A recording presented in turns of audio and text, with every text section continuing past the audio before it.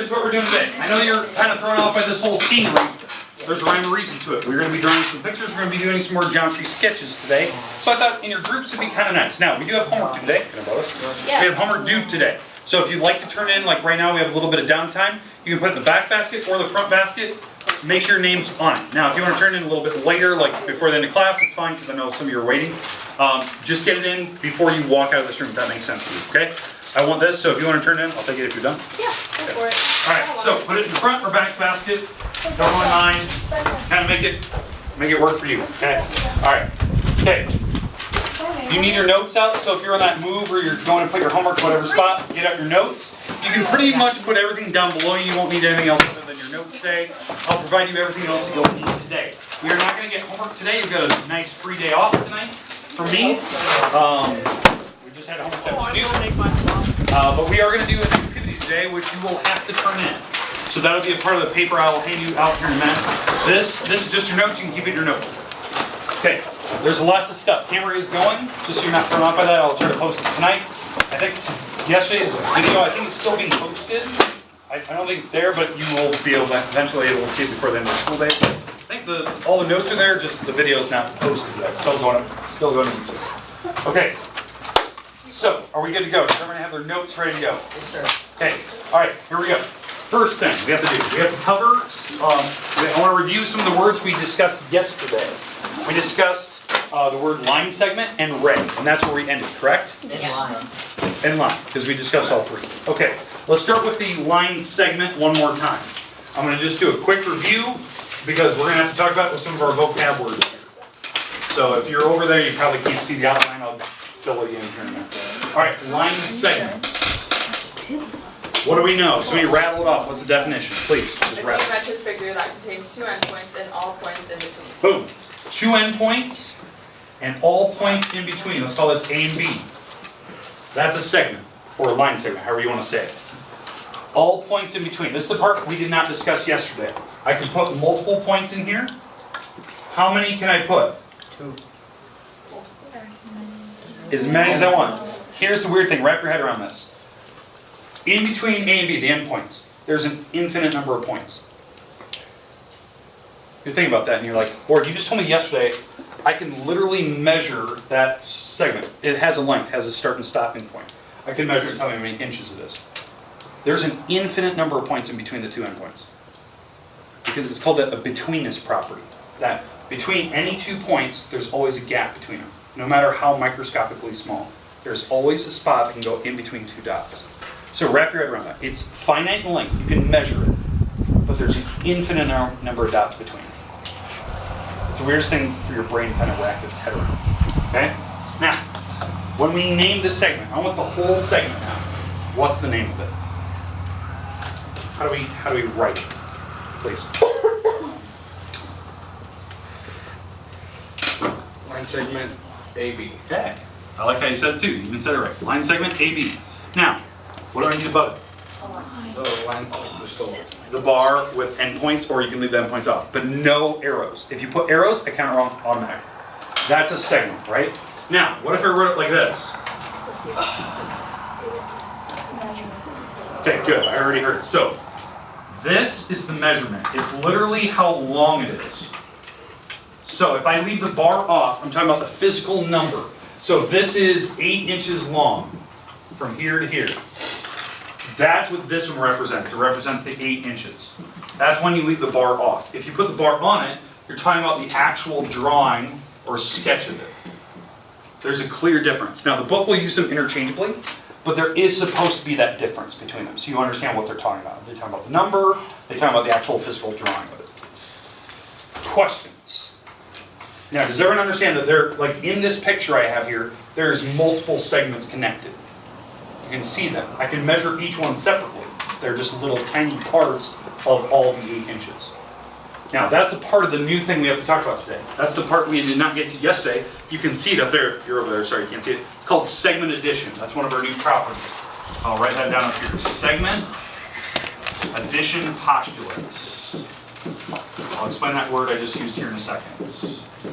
Postulates.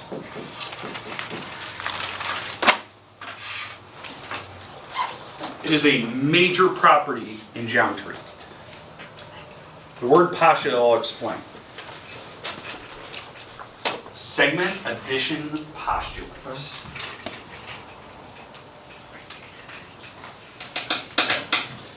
The word postulate is a property of geometry.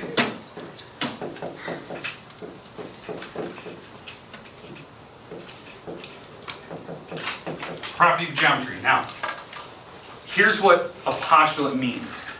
It is a property of geometry, so much in fact that we accept it, it's accepted as truth without proof. That's what a postulate stands for. We accept it as truth without the need of trying to prove it. Because, you know, in properties, you normally want to know, like, why does it work?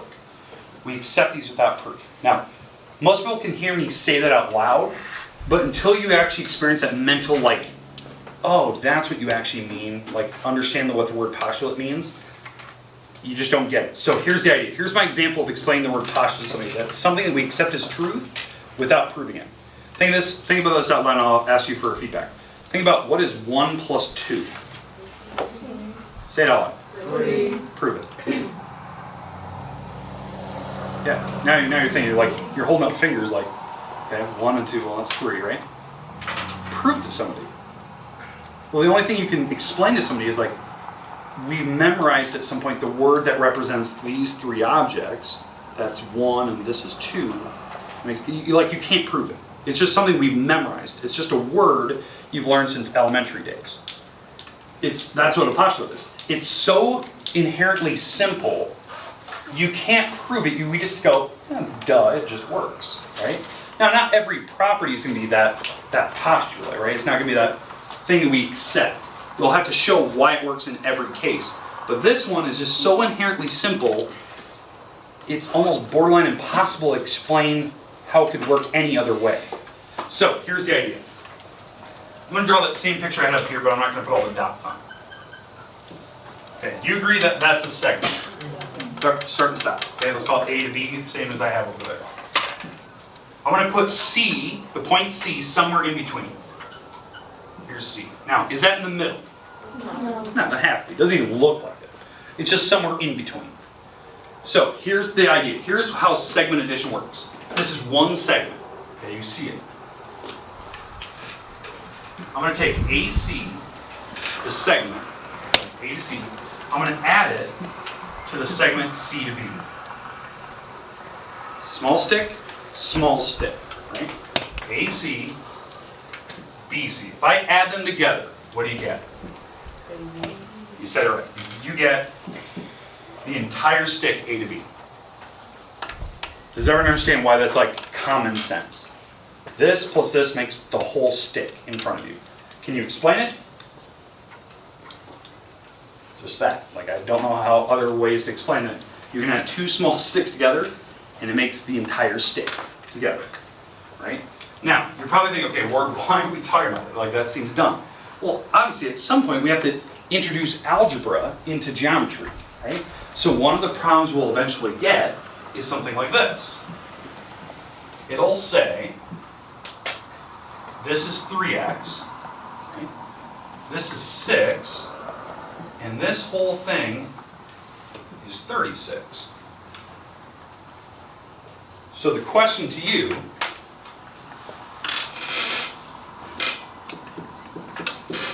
is, what's x? What's x?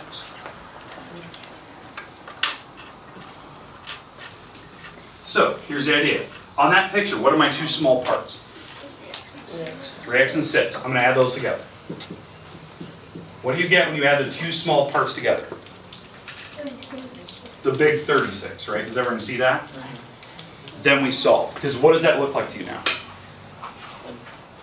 It's algebra 1, right? It's just solving the equation.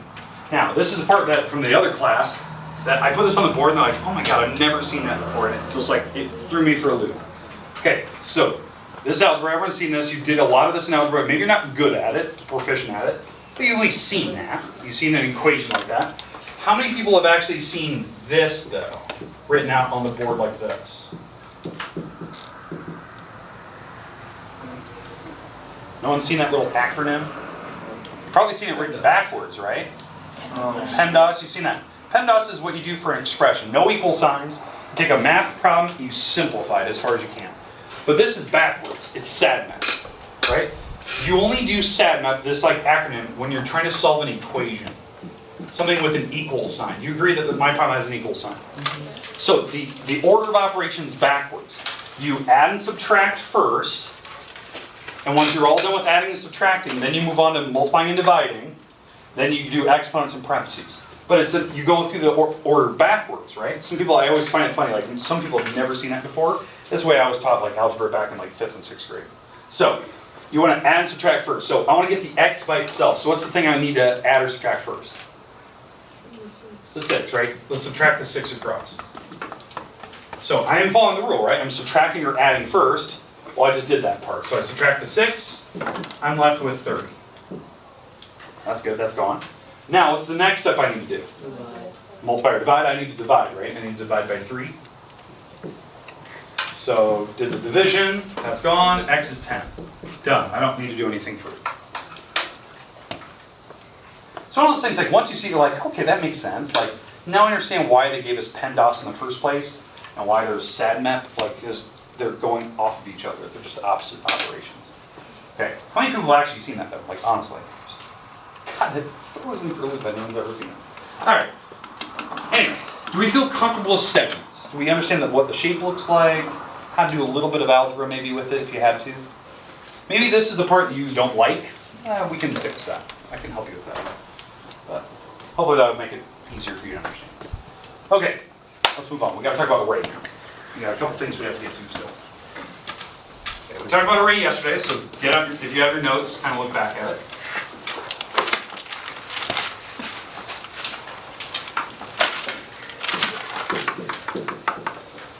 Array.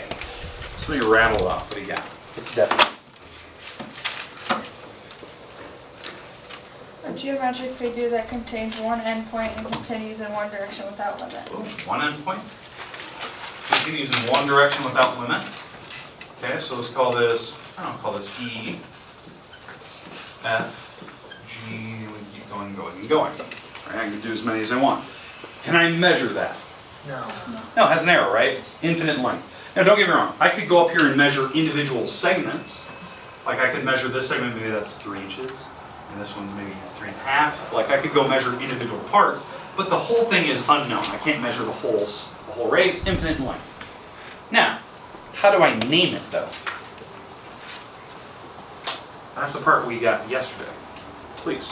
It'd be EF with the line. Okay. The endpoint has to be E. Okay, good. So EF, you have to use the endpoint, so you have to use E.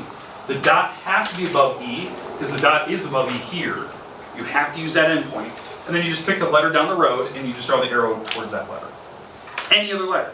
So if you wanted to use the G, you could go like EG, or GE, however you want to say it, but the dot has to be above E, because that's where the dot is above, and then the arrow goes towards the other letter.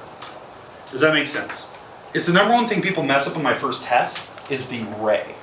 They get it wrong, because they forget you have to use the endpoint. The dot has to be above that letter, and then you can go the other direction. It does, this thing doesn't have to physically represent like the drawing, but the dot has to be above the correct letter. That's what you always have to think about. Okay, questions with array versus segments. Perfect, okay, time for a new word now. This is a word, I think I had it on the board yesterday. We never talked about it, so this is a brand new word.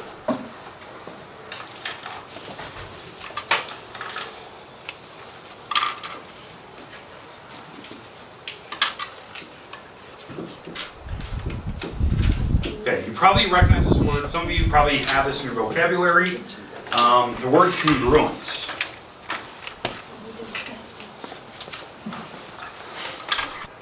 Okay, so you have the word congruent in your vocab. What do you remember about the word congruent? If you've ever used it before, what does it mean?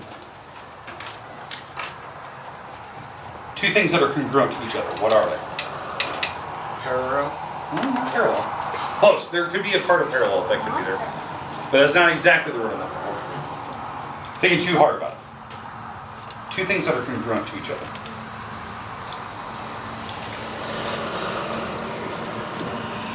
Somebody nailed it. They're equal. But in geometry, it's more specific. Two objects that are congruent to each other are equal in size, shape, and measure. And you're thinking, Ward, you just said the same word over and over and over. I didn't. They mean different things to me. Equal in size, shape, and measure. So, things that are congruent to each other. Size, proportional. So let's say I'm talking about like a little toy model car, a little Hot Wheel car, a little toy car. The toy car is proportional to the real one, like its scaled down version. Its shape still looks like the real car. The differences are the measurements are off. The real car is 17 feet long, the little Hot Wheel is like 2. So the measurements are off, they're not congruent to each other, right? They have to be equal. It's like if you had a perfect identical twin to yourself. You know, you had an identical twin, a brother or sister kind of thing, right? The size is roughly there. The shape is about the same, because you know you're proportional to your twin. Your shape is about the same, like you look from afar, you look the same. But the measurements are off. Little things, like little details, hair follicles, you know, iris, there are differences that are super subtle. So the measurements are off. They're unique people. They look identical, but they're not. They're not congruent to each other because they're off by little things. The measurement has to be perfect for it to be congruent. Now, let's go back to two drawings here. So if you're watching up here, I'm going to draw two segments. Here's the first one. I'm going to call this one X and Y. I'm going to call this segment over here A to B. Here's my question. Are these two segments congruent to each other? Yeah. Could be, right? I freehand drew them right now. No idea. Probably not. They're probably out by millimeters, right? Or a little bit more, right? It's close. They look like they're the same size roughly, like proportional. They're the same shape. They're obviously segments, but their measurements are probably off. I didn't go exact. I didn't use a ruler or a straight edge. I just freehand drew them. So they're off by something, okay? Now, to make them congruent, this is the symbol we use. It's an equal sign, and it has a little tilde above it. It's a tilde. The tilde on a keyboard on your like Chromebook, it's like the button right next to the number 1 key that no one ever touches, like below the escape key. That button is the little tilde key. So, it means congruent. Now, why we use this symbol? We compare shapes to be congruent. So if I told you that this bar up here is 2 feet long, and the other one is exactly 2 feet long. Now, are they congruent to each other? Yeah, they're the same shape, they're the same size, they're exactly the same measure. Now they're congruent. So what we would say is we do this. X, Y, that segment is congruent to A to B segment. We use the congruency symbol to compare the shapes, the actual drawing. If you want to use an equal sign, you talk about the measurements of them. How do I show the measurement of X, Y? What do I write? If I want the measurement, not the bar, not the drawing. Yeah, just leave the bar off, right? Right, X, Y, or you can just write 2 for the 2 feet. And then A, B, I leave the bar off of it. We use equal signs when you're talking about numbers. You use congruency symbols when you're talking about shapes. Do you see the difference between the two objects now? This is comparing the shape. This is comparing the numbers. Numbers can be equal in algebra class. Shapes are congruent to each other. That's the difference in vocab.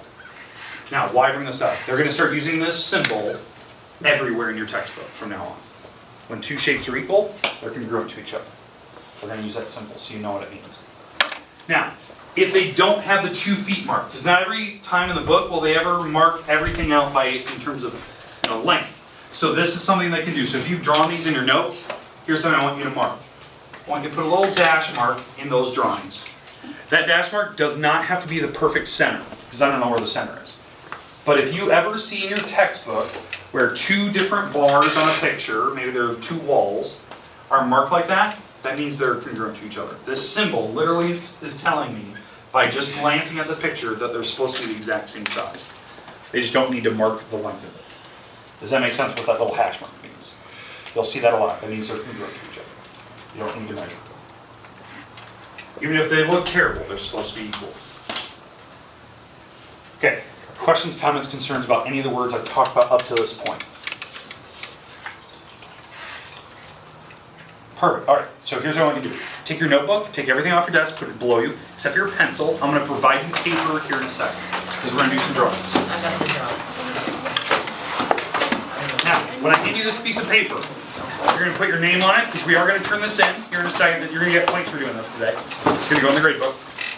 Go to the side without the grid, so go to the blank side. There's grid paper on one side, go to the blank side, you can hold it in any fashion you want. Some people like it landscape, some people like it portrait. I don't care, just put your name on it, because we are gonna turn this in, we're gonna draw some drawings on this, and we're gonna do this fairly quickly. So if you have extra papers, just let me know. Go to the blank side, put your name on it. We are gonna turn this in.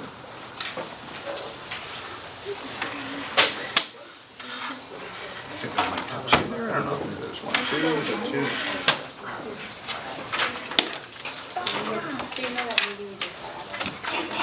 What should I do?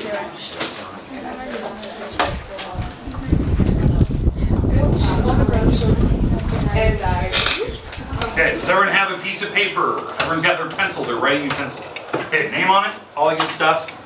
All right. Next thing I'm going to hand you is a straight edge.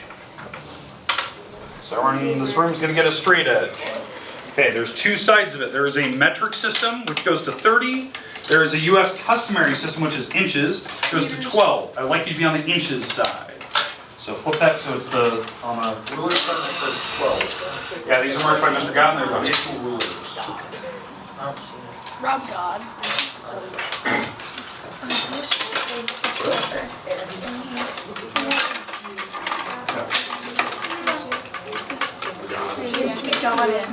Okay, everyone's got one?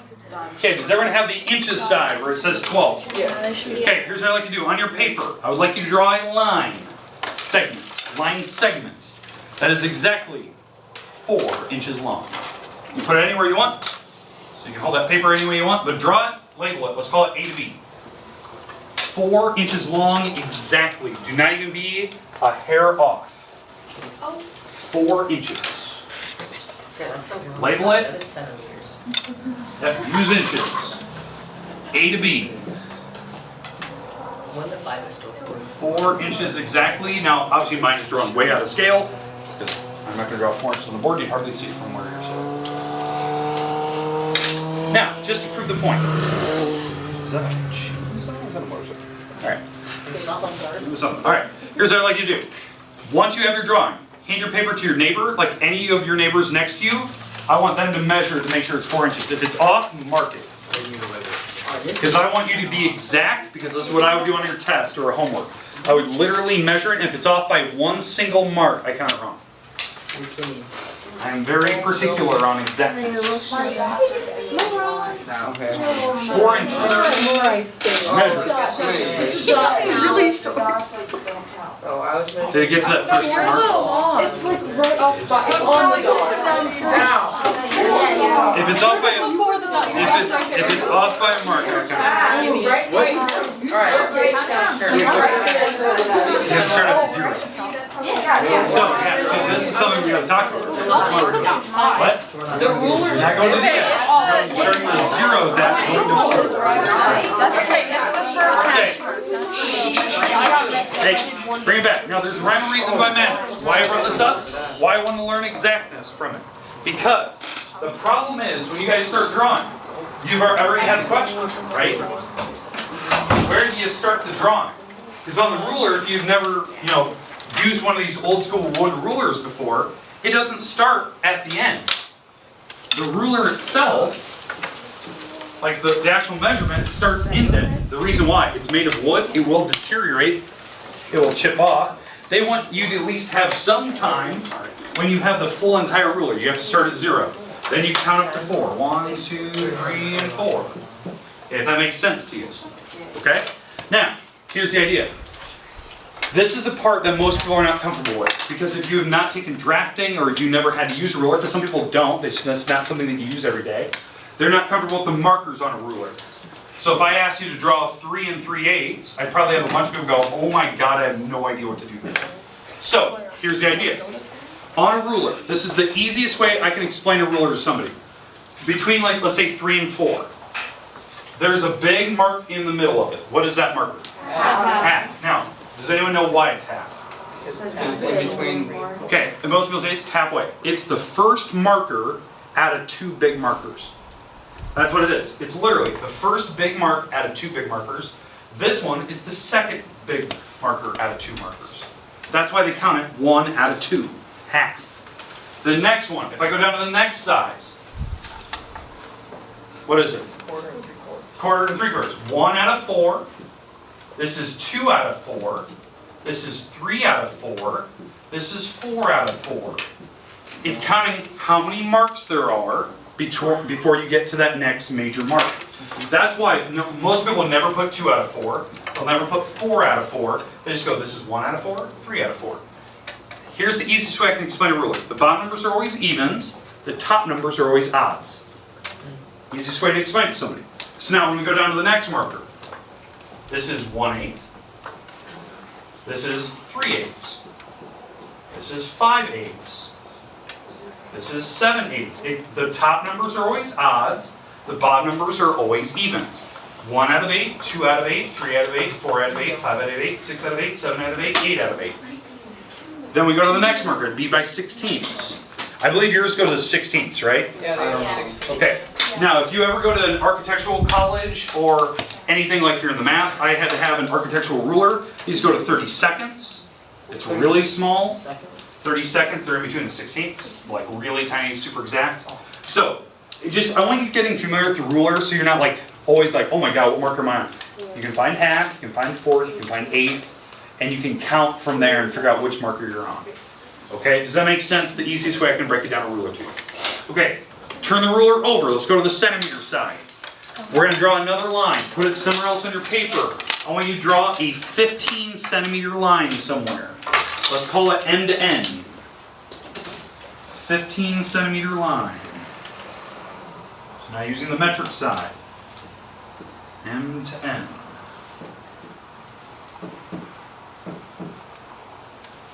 Once you are done, you have that finished, complete, drawn. Hand it to your neighbor, somebody else now, have them measure it. It better be exactly 15 centimeters. 15 centimeters. Hand it to somebody else, have them remeasure. Why not tricky? Let's call it end to end. If it's off by a single hash mark, so. If it's off by a single hash mark, Good. I'll count around. You're good. Yes. You're good. But James, did you do it right this time? Last time I went from the 1 to the 4. Yeah. You start right at the 0. Yes. Doesn't start at the 0. I know. Yeah. Good brain. Julian, you're off a little bit. Yeah, it's not on the 0. Alright, hey, okay, once you've measured it, if it's at least close, I'm going to give it to you right now, but on a test it's got to be exact. Alright, here's what I'd like you to do. I would like your group now to hand me their 4 rulers or 3 rulers, okay? Hand me the rulers. There's a rhyme and reason to what I'm about to do. It's the beginning of the dot. Someone was It's the beginning of the dot. It's the beginning of the dot. He's gonna make us like measure it.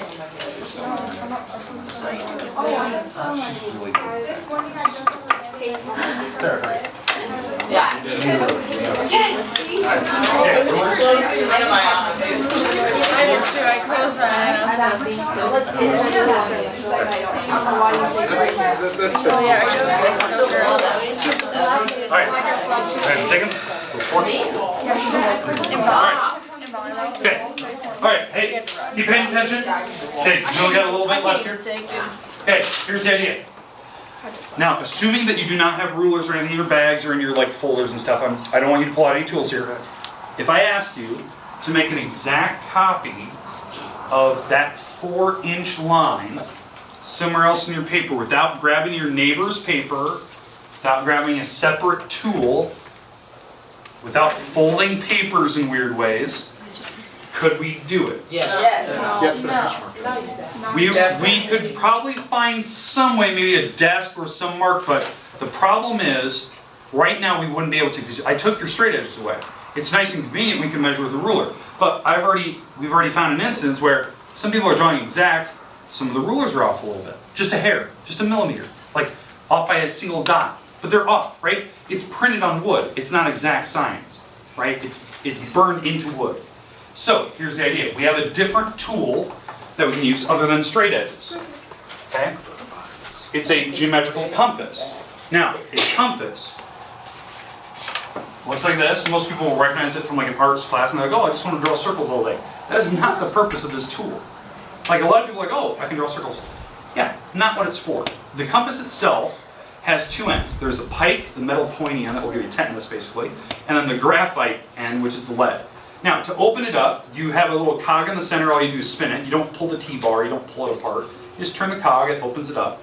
But this tool is way more exact than the ruler will ever be. The reason being is that this can make perfect copies of things when the ruler can't.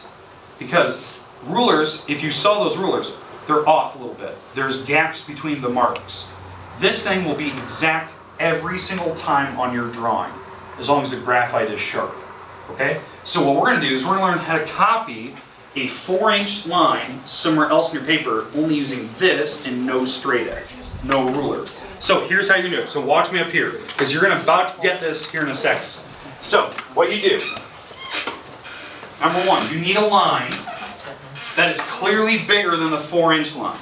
Now, do you agree that my 15-centimeter line is bigger than the 4-inch line? Yes. You saw it on your paper. You can see it in front of you. It is longer. So what you do, you measure, yeah, this is my compass, sorry, this is the marker board compass. So I don't have a little powder in the middle, but you would measure out the 4-inch line to be exact. And what you do is you just pick it up, you go to your new drawing, you use one of the endpoints, and you make your little hash mark. And all you do is now with your normal pencil, you scribble out all the rest, and I'm not going to pick up mine, but you get the idea, you scribble all the rest. We don't erase anything here, we just scribble it out. And when you make this first mark, you make it so light with this thing that your neighbor across from you can hardly see it. Because then you use your normal pencil to fill it in darker later. The reason being is that if you push hard on this, it will move, and you'll break the graphite, and now it won't be exact anymore. So that's why we always want to push really light. But you want to resist the urge to draw big full circles. That's not what this thing is for. It's not meant to do that. It's meant to draw really small marks. This is way more exact than I could have ever been with that straight edge that I have right here. There's a lot of gaps between every mark on it. There is. I wouldn't be exact. I'd be close. So I'm going to give you a compass. You have less than 3 minutes to get the compass out of its little sleeve, make a perfect copy of the 4-inch line on your 15-centimeter line, scribble out the rest, and put them back and be ready to hand both in here in a second. You have less than 3 minutes. You think you can handle that? Okay, here we go. Ready? You have less than 3 minutes. Get it going. I want all the tools back in the bag here in a second. If you're missing lead, let me know. I have plenty of these, but you have less than 3 minutes. You are going to turn this piece of paper in here in a second, and you're going to put these tools back in their bag exactly how you're finding them right now. And if you're missing lead, just let me know, because I have plenty of these. I can give you one that actually has lead. Okay, get it going. You have less than 3 minutes. No joke, because the bell's about to go off. So make a perfect copy of the 4. Go down to the 15-centimeter line, make that mark, scribble out the rest, put them back in the baggie, and be ready to turn it in. And make sure you are scribbling out the excess. You have 2 minutes, exactly. Pressure. You gotta learn how to use these quickly.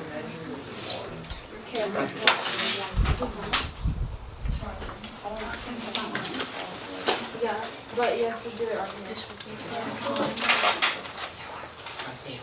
Yeah, I'll take it. Just leave it. I'll walk around real quick. Okay, once you are finished, put them back in the pouch. Put your compass back.